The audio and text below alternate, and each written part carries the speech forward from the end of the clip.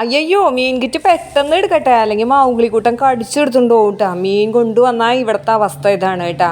വീട്ടിലൊരു ഒച്ചയും അനക്കവും ഇല്ലാന്ന് തോന്നിയിട്ടുണ്ടെങ്കിൽ അപ്പം തന്നെ രമേശ് ചേട്ടൻ 1/2 കിലോയെങ്കിലും മത്തി വാങ്ങിക്കൊണ്ട് വരും കേട്ടോ. പിന്നത്തെ കാര്യമൊന്നും പറയണ്ട, പൂരപ്പറമ്പ് പോലെയാണ്. ആൾക്കാർക്ക് പകരം ഈ പക്ഷിമൃഗാദികളാണെന്ന് മാത്രം കേട്ടോ. പിന്നെ ഞാനിങ്ങനെ നന്നാക്കുന്നു, തല ഒരു സ്ഥലത്തേക്ക് എറിയുന്നു, വാലൊരു സ്ഥലത്തേക്ക് എറിയുന്നു, അത് ക്യാച്ച് ചെയ്യുന്നു, അങ്ങനെ ഇങ്ങനെയൊക്കെ ആയിട്ട് ആകെ ബഹളാണെന്നും പറയണ്ട കേട്ടാ. പക്ഷെ ഇങ്ങനെയൊക്കെ നടക്കുന്നതിൻ്റെ ഇടയിൽ ഞാൻ രമേശ് ചേട്ടനോട് പറയും, ഒന്ന് സൂക്ഷിച്ച് നോക്കി നിന്നോ, ശ്രദ്ധിച്ചു നോക്കി നിന്നോട്ടാ. കാരണം ഈ മാടമ്പിള്ളിയിൽ ഒരു മനോരോഗി ഉണ്ട് കേട്ടാ. അതിൻ്റെ ആ രോഗം എപ്പോഴാണ് ഇളകണേന്ന് പറയാൻ പറ്റില്ല. അതുകൊണ്ട് രമേശ് ചേട്ടൻ ക്യാമറയൊക്കെ ആയിട്ട് ഇങ്ങനെ ശ്രദ്ധിച്ച് നോക്കി നിൽക്കായിരുന്നു കേട്ടാ. പെട്ടെന്നാണ് ആ രോഗം പുറത്ത് ചാടിയിരിക്കുന്നത് കേട്ടാ. അപ്പോൾ ഇതാണ് അവസ്ഥ കേട്ടാ. അപ്പോൾ ഇതിൽ നിന്ന് എങ്ങനെ മോചിപ്പിക്കുക ഇനി? അപ്പോൾ ഇത്തിരി ഐസ് വെള്ളം അങ്ങോട്ട് എടുത്തും കഴിഞ്ഞിട്ട് നെറുകയിൽ അങ്ങോട്ട് ഒഴിച്ചു കൊടുക്കുക. രോഗത്തിന് കുറച്ച് ശമനമായിട്ട് ഓടിപ്പോയിട്ടുണ്ട് കേട്ടാ.